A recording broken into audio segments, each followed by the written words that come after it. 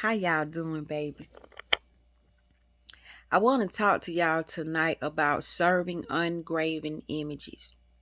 Today, the lesson downloaded in me was don't serve ungraven images. Sometimes when I get these messages, I just sit with it. I don't respond. I sit there and I listen to the thoughts that are going on in my head. Like I don't participate in the thoughts. I just sort of sit there and listen like I'm listening to a radio. And sometimes I get images with these thoughts. And the images that were coming up to me today when I was hearing don't serve ungraven images was the story of Abraham. Now, this story comes out of the Apocrypha, and I don't know how to quote the Bible word for word, so don't judge me if I say something wrong. I'm glad I cannot quote the Bible because I go off of memory. It's personal to me. I don't want to be a book taught person, but I like to remember things, and sometimes God bring things that I read in the Bible to my remembrance. I don't know the chapters. I don't know how to tell you where to go find it at, but I could just tell you that I read this story out of the Apocrypha a while back. And it's my favorite story. And it's a story about Abraham. But this message that I'm about to tell you is about serving ungraven images. Stop it. And we all do it. And we do not realize that we do it. Now, the story of Abraham goes back to King Nebuchadnezzar, if I got this right. You could go check the Apocrypha for the story for yourself so you could read it word for word. But don't leave no comments on my page saying I'm misquoting the Bible and I'm doing all of this. I love the Apocrypha. Those are the chapters that they took out of the Bible, and I felt like they made a big mistake when they did that. They should have left them chapters in the Bible because to me that is the meat of the Bible. But in this Apocrypha, it's a story about Abraham. King Nebuchadnezzar went to this village and overtook this village, and he ended up seeing this boy after he done killed everybody. And he took a liking to this boy, and he brought this boy into his home, and he raised this boy as his own child. I cannot think of the boy's name, and I'm glad because y'all will be tearing me up if I say the wrong dang gone name. But he brought the boy into his home. He raised the boy. He loved the boy as his own. As the boy got older, the boy got a wife. And him and the wife had a child. Now, this is the story when the prophets, I can't remember how many it was, so don't quote me, y'all. But the prophets for the king came to the house to bless the baby. And this is when they saw the star in the sky eat up they saw something eat the stars up in the sky in the four corners of the earth, and they were afraid to go back and tell King Nebuchadnezzar what the prophecy was, like what that really meant.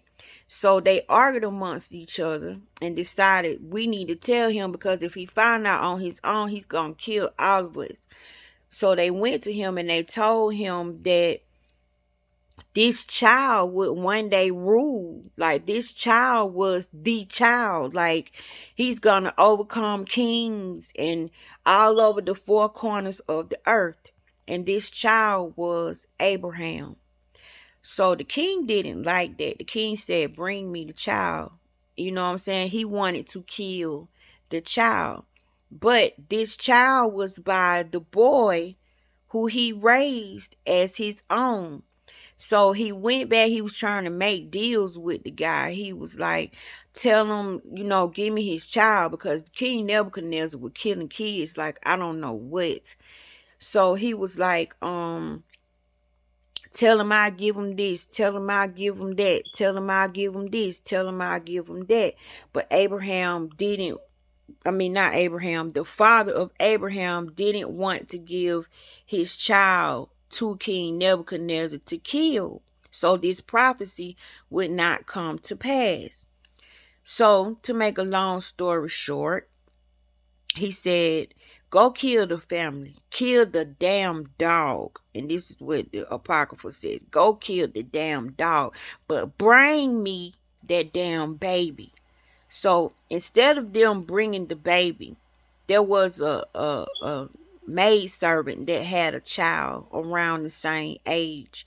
So they pretended that that child was the child that he wanted to kill. And when they brought this child to King Nebuchadnezzar, he busted the baby head with bricks. Like a brick. He killed the baby. He bashed the baby brains. He killed it. So he was going on in life thinking that he got rid of this baby. But they hid Abraham in a cave with Lot. Lot was his uncle. So Lot taught him about God, and God favored Abraham. So Abraham was supposed to stay hidden, but somehow as he got older, he didn't want to be in the cave no more. Make a long story short, he came up out the cave. So his father seen him. He's like, what are you doing? Like, you're going to get killed. He thinks you're dead. You cannot be here. And, you got to go. You got to go back where you came from. But Abraham refused to go back into the cave because Abraham was in love with God and God was in love with Abraham. So Abraham, instead of going home, he went to his father's house and he saw his father had these wooden figures, I guess on a fireplace. We're just going to say a fireplace. And Abraham was like, what are these? And his dad was like, oh, these are the gods that we worship. These are the gods that we serve. And he was like, why would you serve something that doesn't eat, something that doesn't sleep, something doesn't think, something doesn't feel? Like, it's not real. Why would you serve something like that? So his dad like, watch your mouth.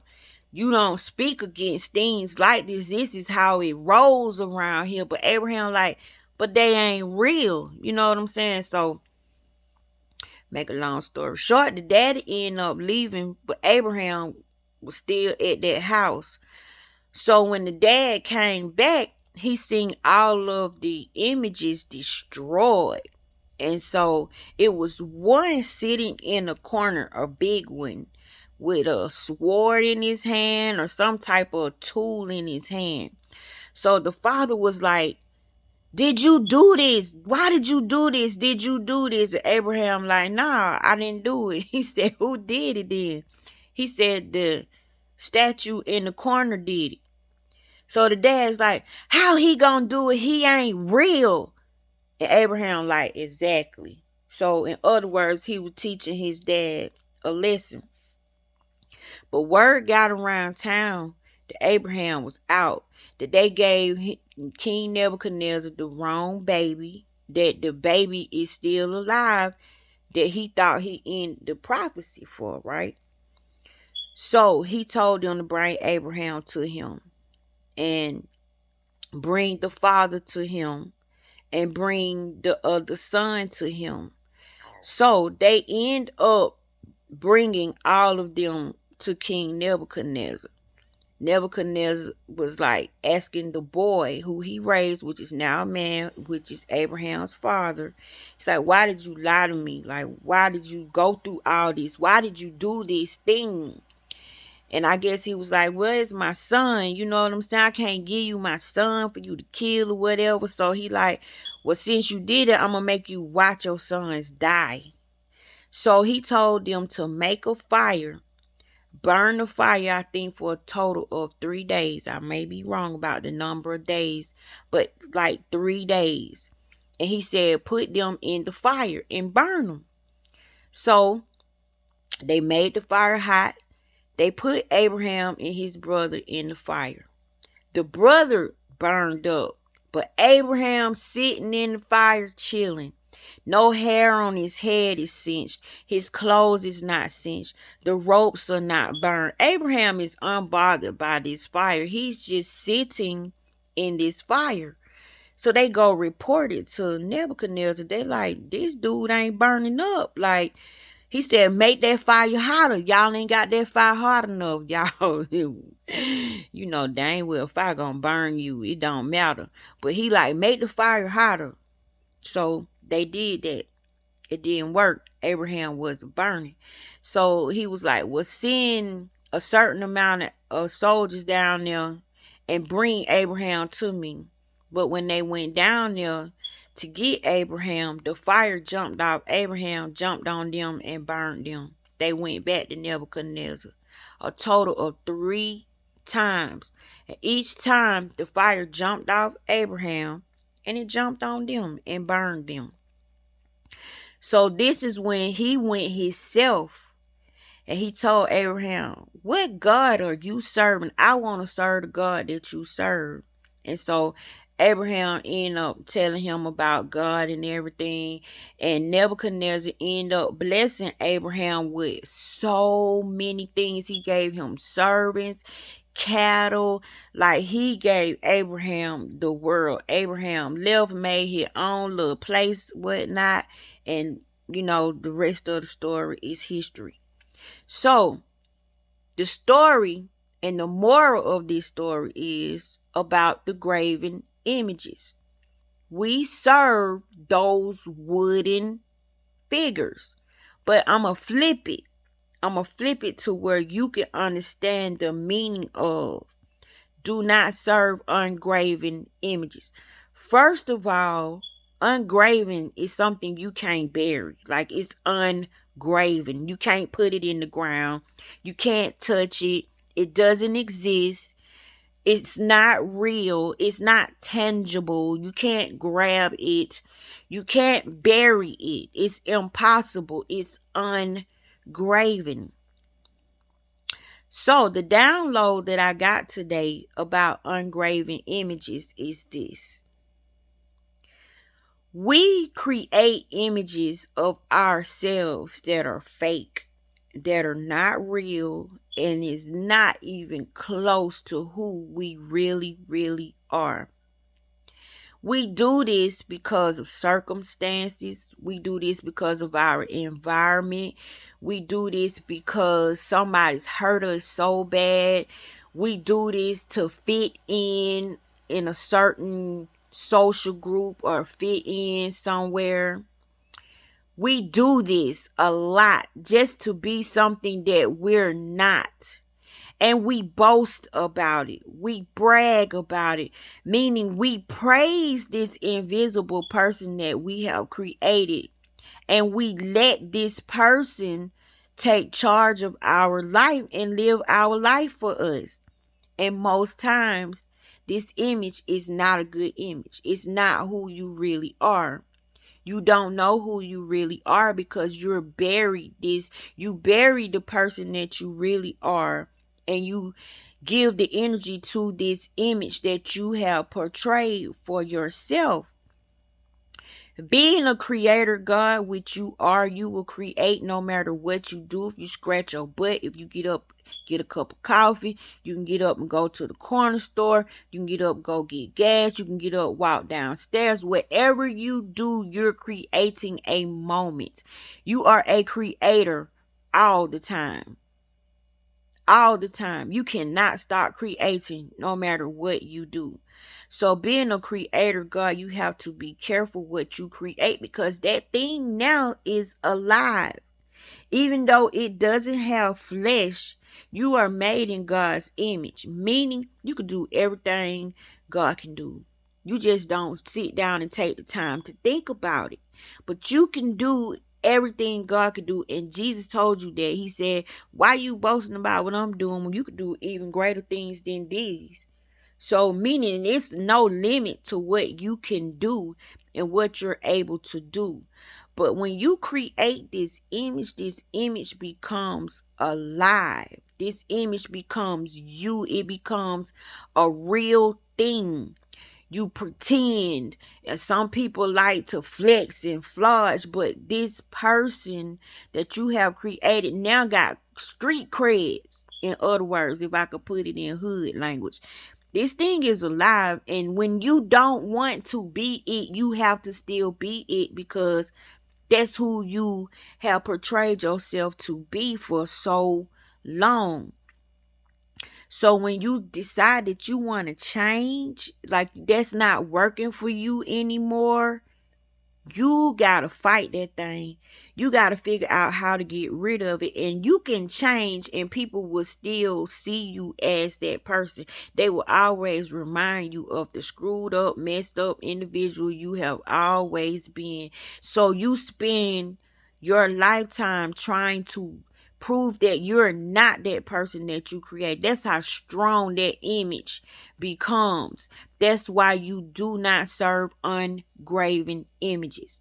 Now, that image is ungraven because you can't grab it, you can't touch it, you can't bury it, because it's not real. It's all made up. You're being something that you're not. And then when you boast about it, you give it power, you give it credit, you give it a spirit, you give it a soul, you give it life.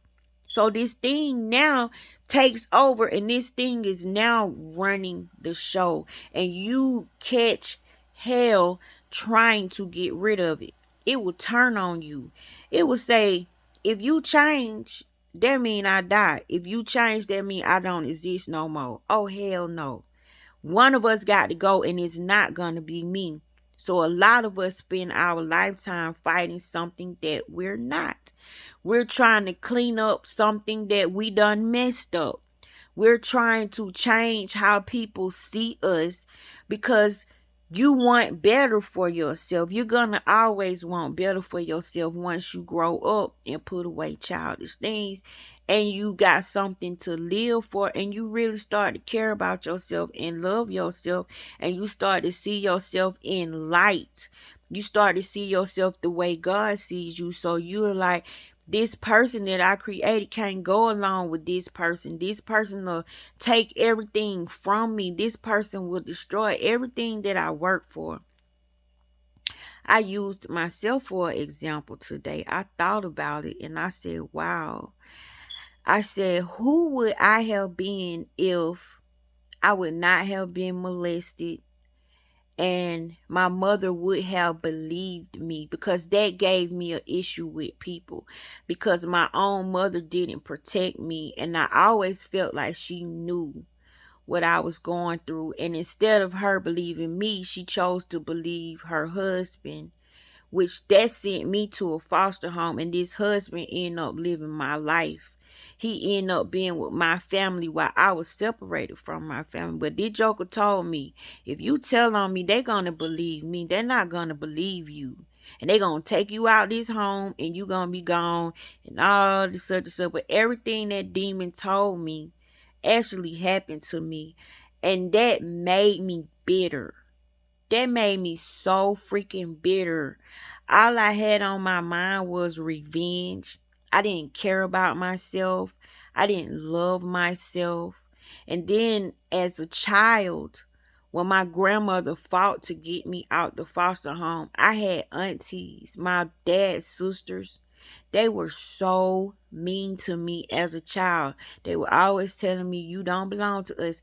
You're not a tally. Why are you here? Why did mama get you out the foster home? You a big liar. You a liar. Everybody never believed me. I was a child suffering my ass off, and this joker was laughing at me. So I had an issue with people. Like, I had identity issues. I had all type of issues. My issues were so deep, I spent the whole year not speaking, because every time I said something, somebody called me a liar. And do you know that energy follows me right today? I get accused of lying all the time, and I get accused of things that I did not do, and there's nothing I can do to get the lies off of me. People say they see me somewhere I haven't been. People say I done did things and I don't have a clue. I go somewhere, somebody pissed off at me, and I don't know why. It's because somebody has said some untrue things about me. And so I sat there and I listened to myself today, and I said that's because the person that I was an angry person, and they're still seeing that angry person. But I've never been given a chance to be my real self. I always had to hide my real self, which I feel like was God's doing, because they probably would have tainted me if they knew who I was, if they knew I was this powerful, if they knew I was this special, if they knew I was this freaking loved by God. They wouldn't, boy, they would not have done the things that they have done to me. And I look at my life today and I look at their life today. Their life is not good. The things that have taken place in their life is shitty, very shitty, and they still hold that ugly energy against me. Well, one of them apologized and she don't bother me anymore. She's quite nice to me, but the other one, that heifer gonna hate me. If I walk in the room, she'll drop her religion. She'll just start blurting out stuff like, "Arr, arr, arr, arr, arr, arr, arr, arr. You bitch, you this, you whore." I don't have to open my mouth. All I gotta do is walk in the room and it'll set her off. It'll set her off, y'all. And I started enjoying it, knowing that I had that much control over a motherfucker. So her seeing me gave me pleasure because it made her miserable, which may be a bad thing. But hey, I'm spirit and I'm human too. You know what I'm saying? I'm spirit having a human experience, and humans are awful. They're mean. They're hurtful. They do things to you. So I built this tough person, this person that was so nasty. Like, oh God, some of the things I would do, some of the things I would say. If I wanted something, I took it. I didn't give a damn if didn't nobody like it. I didn't care how it made me look. I was just so pissed off with the world and how my life turned out. And I was mainly mad at God for dropping me off in a family that was so cruel, and I never got to be myself. It was abuse after abuse after abuse. And being a child, you trying to fight grown people, and you're steady telling grown people, I really did get hurt. Like, this man molested me for 5 years, from when I was 5 all the way till I was 10. I endured all that pain and all that suffering, and nobody believed me. Everybody called me a liar because this guy was such an upstanding guy. Nobody believed that he would hurt a child. So y'all, in order for me to fit in and for people to love me, because I couldn't take how many people was hating me, I changed my story and said I lied, and y'all, that didn't do nothing but put a stain on my ass as the lying ass Tasha. So I caught hell, and I still catch hell from people calling me liars when I haven't done nothing to nobody, y'all. I'm really a loner. Like, I don't cause problems for people, but for some reason I do cause people problems and I don't even go nowhere to do it. So this thing that we create is out there doing stuff, doing crazy stuff, and you still have to pay for it. But see, I praised that person who I was. I boasted about how ugly I was and how dirty I was and how I can be nasty too. I loved it. I enjoyed it. So I fed it. I raised it. I nurtured it. Then when it didn't serve me anymore, I had a hard time trying to kill it. Now the real me is out. The real me is living my life. The real me is reaping the rewards and the benefits. So my message to you today is, if you want to have experiences with God, Cause I've seen Jesus 5 times. This is no lie. I'm a heart transplant recipient, y'all. I've been through so much. I've been through hell. I've been there. I've died like 5 times. But I can tell you that Jesus is real, no matter what anybody says. And the reason he's real is because most of the whole world believe in him. And you create him with your thoughts. You create him with your vibrations. You create him with your frequencies. The reason he's so good, because when you think about Jesus, you don't put no BS in it. You put your real, true feelings in it. So if you want to experience God, don't be afraid to be broken. Don't be afraid to be jacked up, messed up. Don't beat yourself up for what you had to endure and this image that you had to create. Now just don't serve that image anymore. Don't feed that energy anymore. Don't be afraid to be you. Just be you. Whatever you are, don't add a script. Don't be a certain way because people telling you you need to be this way. You shouldn't talk this way. You shouldn't walk this way. Well, you shouldn't do this. Y'all, I cuss my butt off. I cuss sometimes when I'm talking to God. I even cuss God out at times. And my sister got on me about it. My sister-in-law told me I was very disrespectful. How you feel like I'm very disrespectful? Me and God are the same. God became man so man can become God. Don't get this twisted. I ain't got no issue with God. Like I'm not dwelling on, I'm not holding no grudge. But I gotta be proud of everything. Like I gotta be a yes woman. I can't say no to God if I don't want to do something. That's not right. That's not free will. He gave me free will and I exercise. And I told her, you don't even understand free will, boo. Free will is a lawyer with a briefcase and he got inheritance in his briefcase and he got instructions for your life. So which will are you talking about? See, in my world, words are alive. You can't beat me up with words because words come to me and talk to me, and some of these words don't like the way we use them and we put them in another light when they weren't meant to be in that light. Some words are just what they are, but we'll give them a different meaning.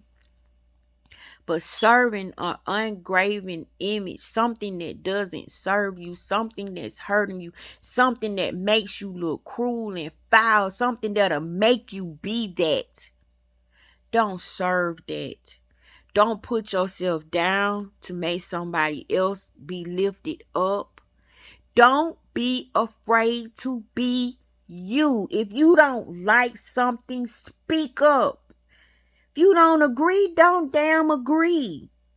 But don't come to God fake. Don't be fake. Let God see you. Be naked. Be naked. Be raw with it. And I tell you, you will have the most benevolent experiences if you just stop trying to please people. Stop thinking you gotta be a certain way. You don't supposed to fit in. Stop fitting in. I love the parable of the black sheep because in my family, I'm a black sheep. And I'm going to tell all my black sheeps, be proud to be a black sheep. Be proud you don't look like everybody else because guess what? When you run off, when you wander off, God look down. He know you missing. He know you missing. And he's going to come after you because you're unique. You're a commodity. You're special.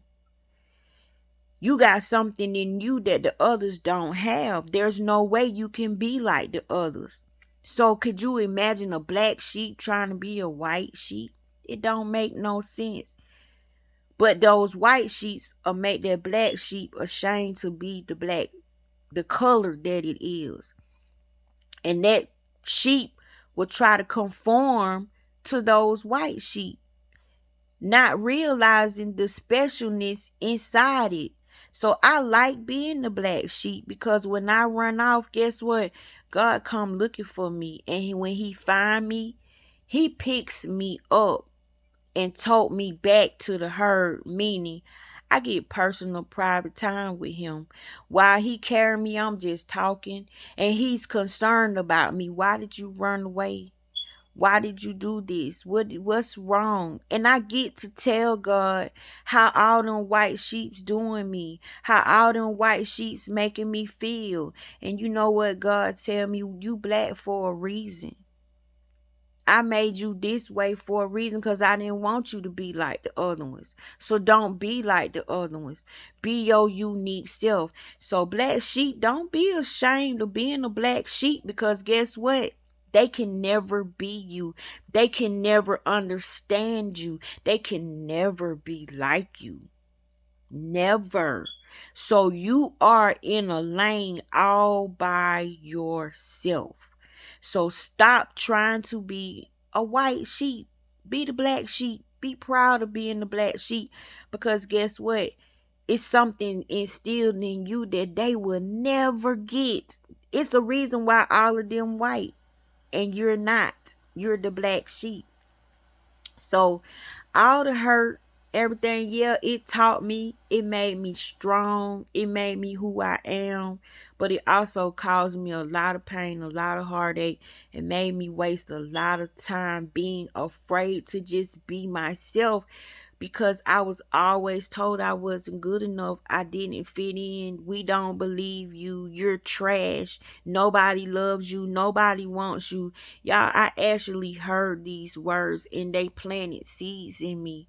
But thank God for a shovel.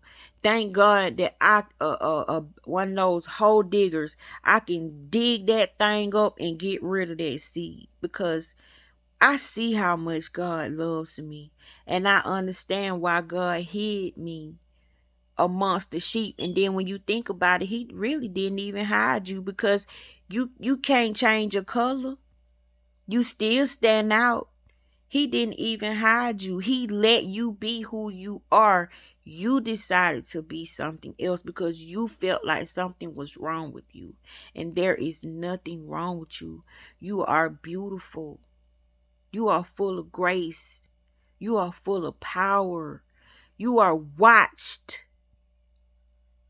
They know when you missing. They know when you feeling bad. So be proud of who you are. Do not praise something that you're not because you're going to have to live up to it. A lot of us serve images from other people. We admire other people so much. We think they just got it made, but we really don't know what they going through because they got a lot of money, they got a lot of fame, a lot of popularity. So it's even worse when you try to be the image of somebody else, when you try to be like them. Because guess what? They worked on that person that they're pretending to be. So if you are trying to be them, you're taking on everything that they done put into that person, plus what you putting into it to be that. So don't serve ungraven images. They're not real and they don't serve you. Do not be afraid to be who you are. And I got one even better for y'all. Today, I wore this wig, right? I walked out this house feeling so cute. I had my makeup on. I'm finna get ready to go to sleep now. I done came here, but I had my makeup on. I thought I was so cute. And them mother told me I look like Rick James. They started going super freak, super freak. Even my little 8-year-old grandbaby said, Nana, you look just like that man. I was like, let me tell y'all something. Whatever, he was a rich mother effer. You know what I'm saying? And he was talented. He had some issues. I be Rick James for the day, but guess what? It didn't bother my confidence. Usually, I would have took this wig off. I would have found me another one and try to make myself look different because I stood out for some reason, several people told me I looked like Rick James today, because at first this thing was wet. It was, I mean, boy, it was something else. It's dry now, and so it's poofing out. It looked a little better than it did today, but I had the whole wet Jerry curl thing going on today. And I still think I'm cute. I ain't studying them. I am not studying them. Like Lil Richard said, if you gonna call me a sissy, call me a rich sissy. Look, I love myself today. And I wore my Rick James. And I saw Rick James today. And I laughed at myself. Like, I had fun today, but I ain't take the wig off. Because I like the wig. It made me feel cute. It made me feel sexy. And they can call me Rick James all they want to. I had a good day today. I wore that energy. Do you hear me? So, I'm done with trying to be what everybody think I should be and what I should do, how I should look, how I should walk, how I should talk. And you should be too. Unbury the person that you've buried. Uncover it. Let that person out. Let that person be, because that's the person that's going to get you where you need to be. That's the person that loves you. That's the person that's going to look out for you and be there for you. That's the person that's connected to God. That's the person that gets you the answer. That's the person that helps you get the blessings. It don't matter if that person seems soft. Why you got to be hard? It doesn't matter if that person seems easygoing. Why you gotta be so tough all the damn time? Can you take a break from being tough and harsh and hard?